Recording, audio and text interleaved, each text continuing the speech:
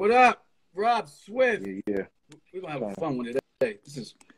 Thank you for joining us, man. This is episode 100 of the Carry the Culture Show, and we got a legend chopping it up with us today, Rob Swift. We got a very important conversation on deck for y'all. We're gonna probably talk about some of the DJ stuff, but we're gonna jump into some real stuff. So, everybody, we got Rob Swift here. A couple guidelines. If you have questions, please use the questions feature below. There's a question mark there, and that way I can pull them up, and we can, and everybody can participate. We can have a good conversation here, and also, please don't get wild in the comments, man. I mean, try to focus on what's going on. So yeah, Is my head getting all right? Okay. Okay, cool. No, you're good. You're good. No, you're good. Yeah. All right, let's do this, man. I'm ready. Sorry to. You ready? Let's fucking do it, man. No, ain't nothing, man. I thought I was gonna have to do it for my business account. My phone's updated, whatever. It's all good. We're here. This is important. I'm excited about it. And first and foremost, I mean, just on the DJ tip, man, I appreciate everything you've done for hip hop, this culture. I've been big fan for a long time, and you, X-Ecutioners, rest in peace, DJ Rock Raider, and I've been following your page for a minute, and I just appreciated the level-headedness that you bring to when you share stuff. Like it's not full of like accusations, just facts, and just an educated point of view, and I really appreciate that. So first and foremost, I wanted to say that to you. As I said, everybody, this is an important conversation. So let's get it going, man. Recently, there's been a lot of buzz on social media or whatever about the participation of other colors, particularly Latinos, in the origin of hip hop. And you and I have some similar vibes on it, opinions on it and stuff. And it's just been kind of taken off a little bit. And so we both felt this needed some clarification. And I can't even believe we're having this conversation because it's like, to me, preposterous. But let's get into it, man. So for you, I mean, your page is pretty active lately with a lot of comments and things on it.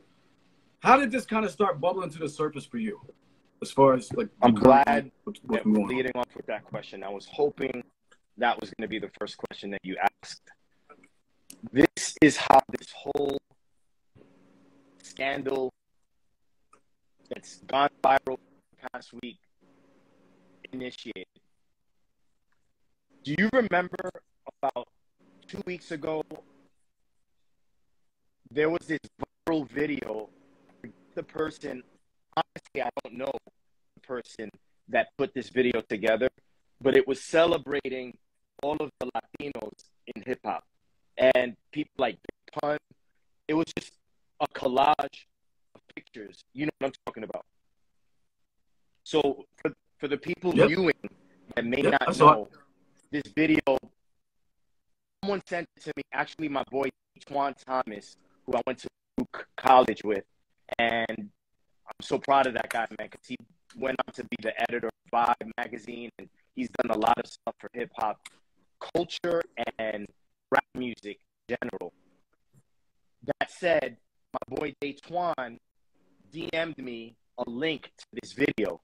I had seen the first few seconds of the video, but it was always while I was about to do something or in the process of doing something, whether it was going to the airport or working out. So it's like this video would come across my timeline, and I'd be like, yo, that's dope that they're acknowledging the role Latinos have played in hip-hop. Pictures of groups like Cypress Hill are in this collage. Artists like Big Pun. When my boy Daytwan sent me the video via DM on Instagram, because it was Daytwan Thomas, who I went to college with, and we both have the same birthday, I sat down and actually now I was like, all right, I gotta watch this full video because Daytwan is sending it to me. There's a reason he wants me to watch this video. So I sat down, and after about, I don't know, 40 seconds or so, I popped up on the video a picture of me skinny with the X-Ecutioners. And it moved me. I was moved and grateful and humbled because I always say to people when I first decided to start actually entering DJ battles back in 1991, my goal wasn't necessarily to win a competition. It was to make an impact, a strong enough impact that people would talk about me and show love and respect my place in hip hop.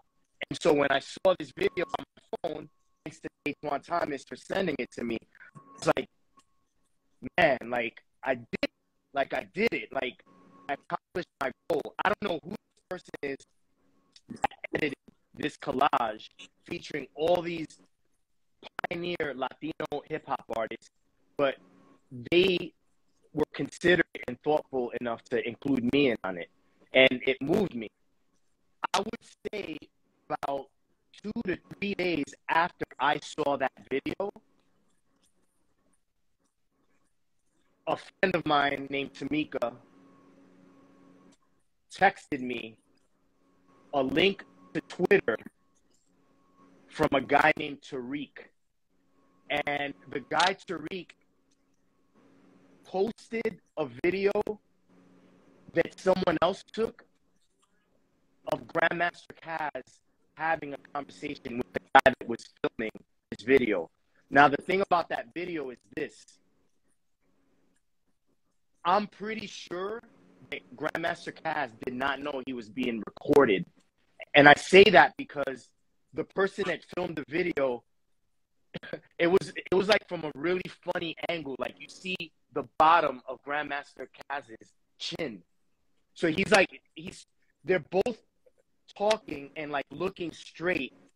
And the guy must have been, I'm assuming, standing to Caz's right, because you see Caz like from the left, and from the left as if you were the one holding the phone. And you see Caz, like you see his chin and he's looking up. It's not like we are here today where I'm looking at the phone and I know I'm being filmed. So this guy Tariq posted this video of Caz having a conversation with some guy that was filming this video.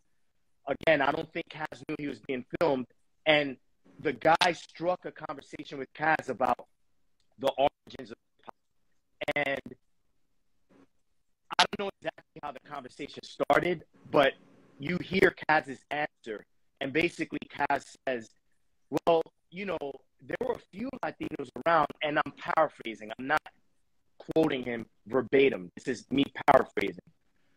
He basically said something like, Caz, well, yeah, there were a few Latinos around, but, you know, they weren't necessarily a part of the culture, not the culture. So this guy, Tariq, whom my lady friend, Tamika, messaged me the link from, it was his Twitter account where we see this video. Basically, the reason he posted the video is because his stance on hip-hop now is that black people, not black people like me that are black, funny that I'm saying this, but 100% black people without a drop of any other race in them deserve reparations and need to take the culture of hip-hop back and own it. And so this guy, Tariq, is posting that, and people seeing it, there was obvious outrage, because where do you get someone that isn't even a part of, in any way, hip-hop music, hip-hop culture, any of the elements? Who are you to post something like this and then claim black people deserve some kind of economic support or payback? Because according to this guy, black people invented hip-hop, and now all these other races, Latino races, white races, Asian races, Indian races, whatever race you are, is benefiting off the backs of black people. That's how this whole thing started.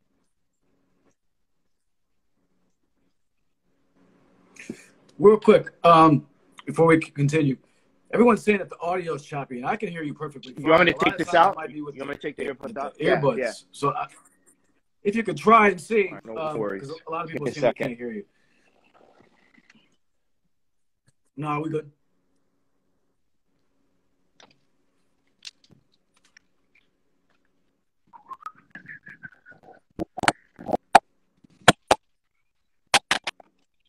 Let's try it. We'll see.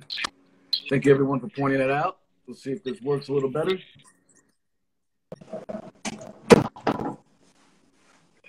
Yo, let's see if everyone can hear you. If not, we gotta keep it pushing. But this will always be up on the YouTube channel. So just to let me move up a little too. So just real quick, this wasn't and the last interview with Grandmaster. There are people out there saying that my voice was choppy, so I'm just gonna give you a condensed down answer of what I just said. Basically, this whole thing started with a guy named Tariq posting a video that someone else filmed while they were having a conversation with Grandmaster Caz revolving around the origins of the culture of hip-hop. And I know in my heart that Caz didn't know he was being filmed because the angle of the camera was awkward. Whereas I'm looking at you and I know I'm being filmed and I know there's people watching and listening. I say, Caz in the right. Video angle, it's like an angle of like his chin. It's almost like the guy was holding the phone like this as he was talking to Caz.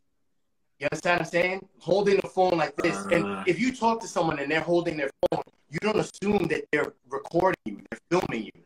So the guy struck up a conversation with Caz, asked him what he felt about the origins of hip-hop, and Caz got ambushed and misspoke and told the guy while they were conversing, well, Latinos, you know, a few of them were around, but they weren't a part of the culture. It was black people. As far as the culture is concerned, it was black people. And then the video stops. So after this guy Tariq on Twitter posted this, there was outrage for obvious reasons because you can't deny the impact other races, other cultures have had on hip, especially Latinos. So I also just want to credit my boy Daytwan Thomas for sending me a video that I'm sure everyone has watched that dropped a couple of weeks ago. I don't know the person that put this video together, but it was acknowledging and tributing all the Latino MCs, DJs, producers that have had a role in helping hip-hop become what it is today. And I saw myself in that video and felt amazing. To me, it felt amazing because, like, someone's acknowledging me, not just as a DJ, but as a Latino Colombian DJ, and that means a lot to me. And I find it curious that a couple of days after that Latino hip-hop tribute video came out, this guy Tariq posted that video. Crazy shit, man. And it's like I said earlier, it bothers me that we're even having this conversation. Like, we should not be having this conversation right now. Seriously. Like, and because, as I said in the video, I kind of piggybacked off of some of the stuff you've been saying. I mean, this isn't hard to find, like, the information. Like, I mean, a lot of hip hop is an oral culture and stuff wasn't documented and things like that. But, like, this is the problem that I have a lot with all this is that this was some, like, this is just facts. There's nothing to really ask in my video. I said, what's the debate? Like, what are we debating? So let me ask you this then. How in the hell is there a debate? Like, I mean, because I just based on facts, Tito, Charlie Chase, Tracy 168, this going on, Latino B-boys were B-boying way before 1973. Graph was going on before 1973. How is this a debate, though? Like this, I guess, what's the essential argument? Because I've heard some stuff. I mean, you've had a little back and forth with Lord Jamar, and I remember him famously saying, you know, everyone else is a guest in the House of Hip Hop on Vlad a few years ago, and he sticks by that. But I'm just trying to understand maybe what is the debate? Like, just what? Here's like how are people the skipping thing over facts? that you need to understand, bro, and everyone else Yo, could you hear me okay? Am I clear? All right. This I is can the hear thing you. that, We're let good. me get close because this is some real shit I'm about to say. This is the thing that people, yourself, All right. and everyone watching needs to understand. My students, my Brolic Army students, people think they know the origins of hip hop and when it was birthed, but they don't. That's the problem. And because they don't, it opens up spheres like social media for this kind of controversy. Unfortunately, I'm going to be very direct and honest. The pioneers of this art form have done a bad job with establishing consensus around historical facts regarding hip hop. That's number one. So a lot of this falls on the shoulders of the pioneers. What do I mean by that? It may come off as sacrilegious to say this to people that are watching, but I think for myself, bro, I'm not a follower. You know, I don't smoke weed. I don't drink. I don't party because I'm my own thinker and I don't give in to peer pressure or any of that shit or influence or any of that, right? And so I preface what I'm about to say with that because this may be sacrilegious to some folk. And if it is what it is. But the narrative that hip hop was birthed in 1973, August 11th, inside a rec room at 1525 Sedgwick Avenue. And the first hip hop party was DJed by Kool Herc. And at this party, miraculously, people started breakdancing and rapping, and there were graffiti writers. When you sit back and think about it, does that really make any sense? Yo, fam, it's absolute fucking nonsense. And I've talked about it with people alive several occasions. It's because it's, again, it doesn't make any it's impossible. So on that day, the shit just started. Like it just started that day. Now we have to give something. I understand the need to, particularly with hip hop, a lot of shit wasn't documented because early on, cats were just doing shit. It wasn't like, oh, this is some hip hop. We're going to go out and do some hip hop now. It was like, we rocking. So I understand the need to document things and put timelines on stuff like that. So I get it. But yes, so I'm sitting here. I was trying not to talk. So we're on the same page about that. Ridiculous thing in the world. That said, absolutely, speaking for myself, I'm not going to speak for anyone else, have gone along with the narrative because that's how much respect I have for my elders. People like Kool Herc, Grandmaster Flash, Grandmaster Kaz, Tony Tone. To me, these are my heroes, all of them. Regardless of what I'm saying right now that might contradict their narrative, I still look up to these guys. And whenever I see them, I feel like I'm 9 years old again. So as much respect as I have for them, it's that respect that makes me want to just go along with the narrative. So on August 11th, every year, I do my little post, happy birthday, hip hop, so on and so forth, out of respect. But I don't believe that that's when hip hop started. Here's the thing that people need to understand. Before Herc, there were DJs like Hollywood, Pete DJ Jones, Lovebug Starsky, Grandmaster Flowers. These were established DJs that weren't just DJing inside a rec room at a building in the Bronx. These guys were DJing in clubs in the early 70s, playing breaks from James Brown to Aretha Franklin to whatever was hot in the disco scene. So they were doing stuff already. The reason Herc, DJs like Grandmaster Flash in the early days, Bambaataa assembled in parks and rec rooms was because they were ostracized. So DJs like Hollywood and Pete DJ Jones and Grandmaster Flowers, they were more established, and it's basically history repeating itself. I'm sure people can identify with this story, this narrative, even now in 2022. They were the established cats, DJing in clubs, making real money for that time, and they were trying to ostracize DJs like Herc, Bam, Flash, so on and so forth. So the beauty of hip-hop culture, authentic hip-hop culture, and the mindset is that we are resourceful beings. So if you put us anywhere, in any environment, in any situation, we will figure out a way to be creative and maximize that environment that you put us in. So, okay, you're gatekeeping, similar to how Jamar is gatekeeping now. Those guys were gatekeeping back then. Okay, I'll throw my parties in the park. Okay, I'll throw my parties in the rec rooms. And the people that can't afford to go to your parties will come to mine, and I'll be the people's champ. I don't care about DJing for, uppity folk that have money to do coke inside a nightclub. I don't need to DJ for those people. I'll DJ for my community. And that's what happened. These people meaning Bam, Herc, Flash, started without realizing it.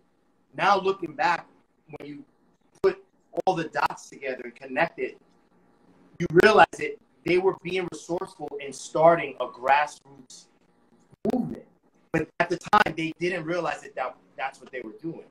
Now, so that's when I would say, let's say 1973, that's when the seed of what we consider hip-hop, true, authentic hip-hop culture got planted, right?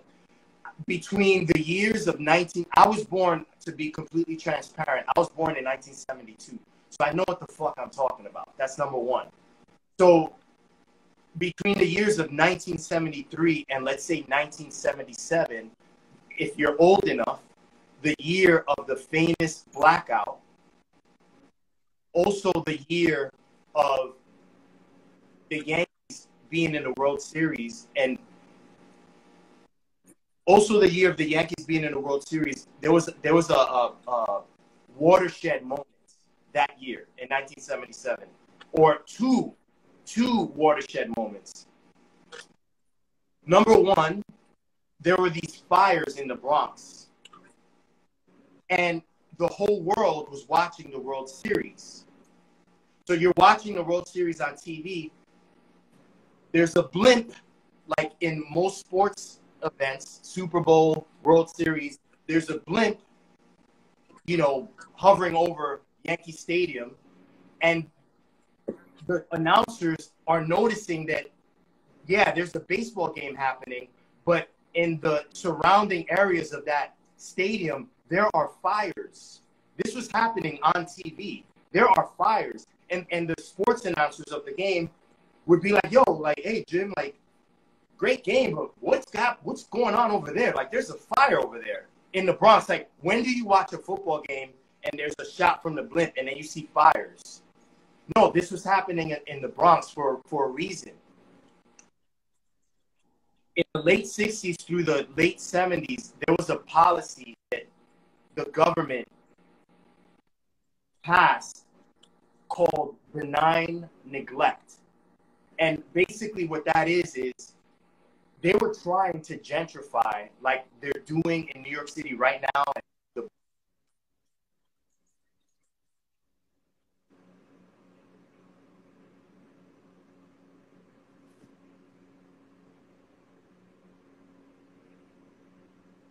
Can't hear you. Rob, audio went out. Audio went out. Okay, we're back. Yeah. So you said you were talking about the policy. The policy. In the late 1960s through the late 1970s, there was a policy that was being imposed and practiced by the government called benign neglect. And basically what benign neglect is, because the government was trying to gentrify the Bronx and take the minorities that live there and move them further north, what they would do is, let's say there was a fire inside a building. They just would not go put the fire out. They would let the building burn. And they would do this like it was practice. They had the whole system down. It was a systematic government enforced policy to remove the minorities from the Bronx. And that's why when you see pictures of the Bronx now, if you go and Google the Bronx 1970s, Rubble Kings, you'll see it looked like a wasteland. If you watch the movie Fort Apache, The Bronx, or even the movie Wild Style or Beach Street, through the 1980s, there were still remnants of that wasteland vibe because of a policy called benign neglect. So because the people there, the minorities that live there, quote unquote minorities that live there, wouldn't leave, this took place over a long period of time, and that force, those disadvantages that minorities were facing at the time, they turned that. It's like that saying, when you give a person lemons, you make lemonade out of it. Like they were handed this fucked up set of cards, but they made it work. They figured it out, and that's why DJs like Kirk, Flash, Bam resort to DJing at the parks, inside of basements, because they were the victims of a policy that revolved around completely ignoring the needs of the people that lived in the Bronx.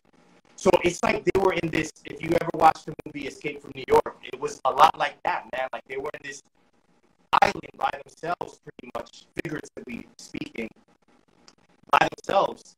And what happens when you put Black people and Latino people and other minorities in that kind of situation, their resourcefulness trumps that.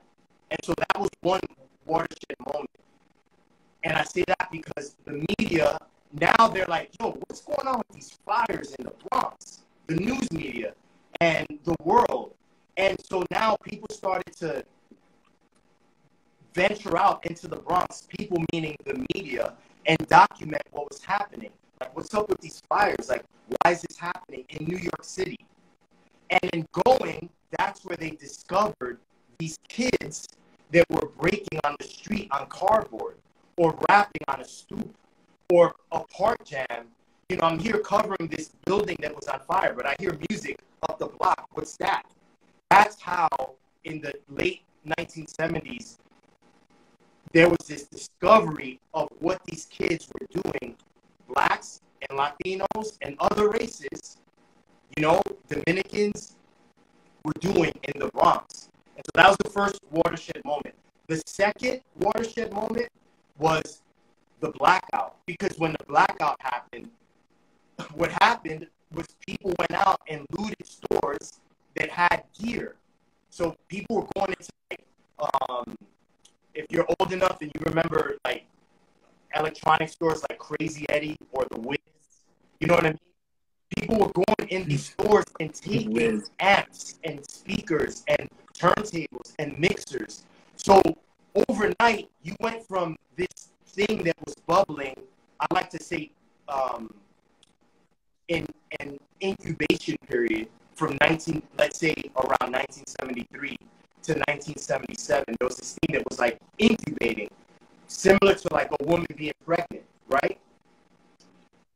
Then these kids are looting these stores, getting the equipment, and now you have more people immersing themselves in the DJing element of hip-hop. And so that's why the DJ element is seen as and considered the nucleus of hip-hop, the most important element of hip-hop, because the music is what drives the dance and the rapping. we're not even talking graffiti right now, because up until 1980, graffiti writers did not give two fucks about anything. That some of them still, and some of them still don't. Like, I mean, yeah, I just wanted to piggyback off of that. Like, graffiti stands on its own, and it's a part of hip hop. But there's writers out there that do not rock with anything hip hop, and they got some of the dopest hand styles ever, and they rock with Led Zeppelin, this and that. I mean, there's a lot of graffiti writers. So I just wanted to add on to that. Those were the two watershed moments. Now, something else that I need to add, and then from there we could segue into whatever else you want to talk about regarding this issue, is this. So now think about it. This is all, like, if you just sit back, see stuff like this that I'm disseminating to you on our IG Live conversation, a lot of the pioneers, for whatever reason, I don't know, maybe they don't know how to articulate it, or maybe they want to keep this kind of information secret for reasons that honestly don't make sense to me. But, you know, when you have a legacy that's tied to a memory or a historical fact, what happens a lot of times with pioneers is they'll embellish on the truth so that when they die, you remember them a certain way. And so that's something that people need to understand as they listen to us. Again, I have nothing but respect for the pioneers of this art form, but they're human just like anybody else. So,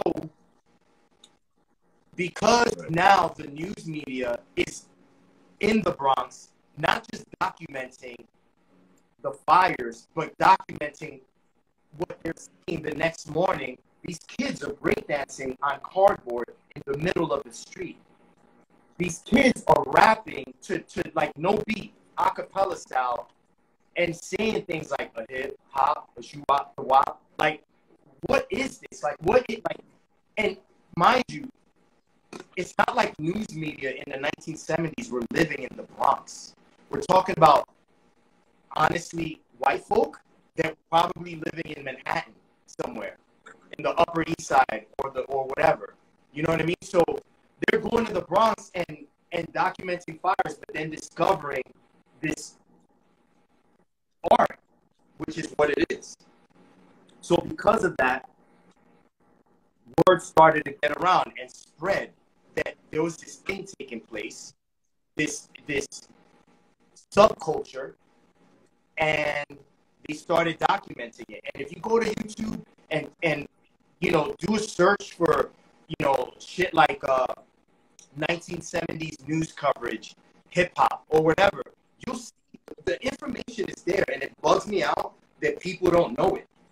Like people just are lazy, bro. Like, excuse me, people are very, very lazy thinkers, and they don't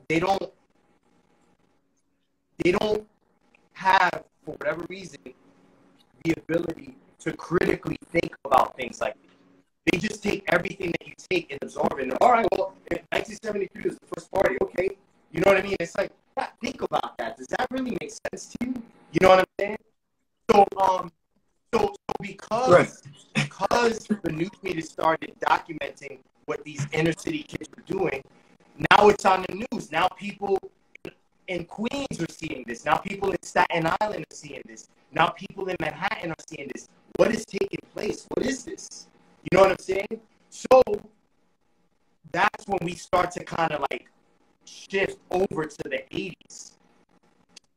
Rapper's Delight, which was considered the first hip-hop song, right, that dropped in 1980, was put out by someone that owned a record company called Sugar Hill Records. And the woman that owned it, her name was Sylvia Robinson. So now people with money understand that there's something taking place cultural in the Bronx that can be monetized. And so now is when the first record started to drop. Sugar Hill Gang, Rapper's Delight, 1980. One song that made a huge impact on me was Buffalo Gals. People may not know this, but if you YouTube Buffalo Gals video, you'll see breakers like Rocksteady Crew. You'll see rappers like the Supreme Team, who were also, I should say MCs, not rappers. MCs like the Supreme Team, who also happen to be DJs. And mind you, back then, if you were into the music and into the culture, you did a little bit of everything. You didn't just rap, or you didn't just break, or you didn't just DJ. You didn't, right? You experimented with every element because you were immersing yourself in the culture, which is not what we have now. But that's so.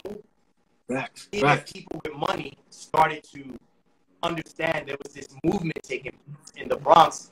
People started thinking, how can I monetize this? How can I package it and sell it to the world? Because everyone is talking about it. Rapper's Delight, Sugar Hill Gang was the first, that was basically the beginning of the end for authentic hip-hop culture. When that song dropped, that was the beginning of the end. So now hip-hop went from this organic thing that inner city kids, Black and Latino, were doing on the street, in parks, inside hallways, wherever they could do it, to this thing that you package and sell at Tower Records. You see how that works? So it became monetized, and it became a product. But here's the thing. In 1980, they still didn't really know what to call it. They still didn't know what to call it. Until pioneers like Africa Bambaataa started to interact with artsy folk from the Lower East Side. People from the punk rock scene.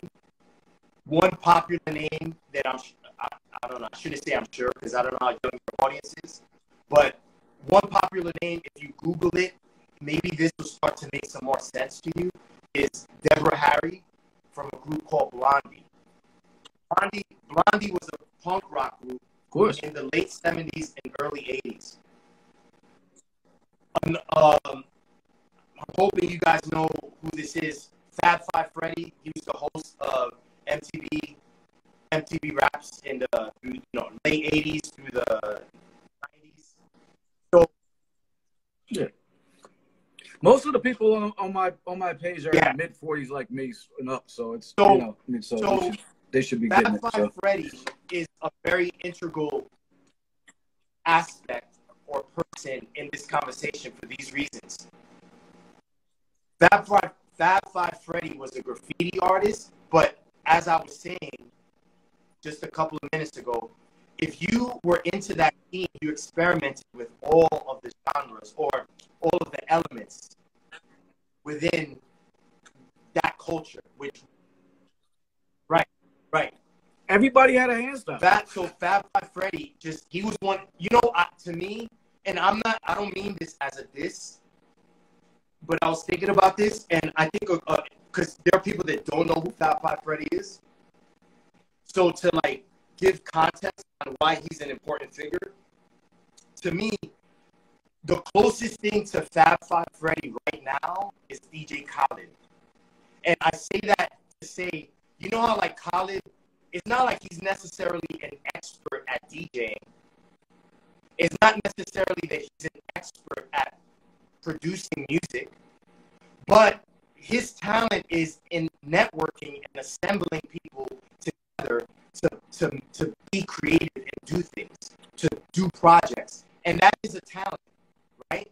To me, Fab Five Freddy was our first DJ Khaled, right? I can't think of anyone else that I would use as an analogy to compare.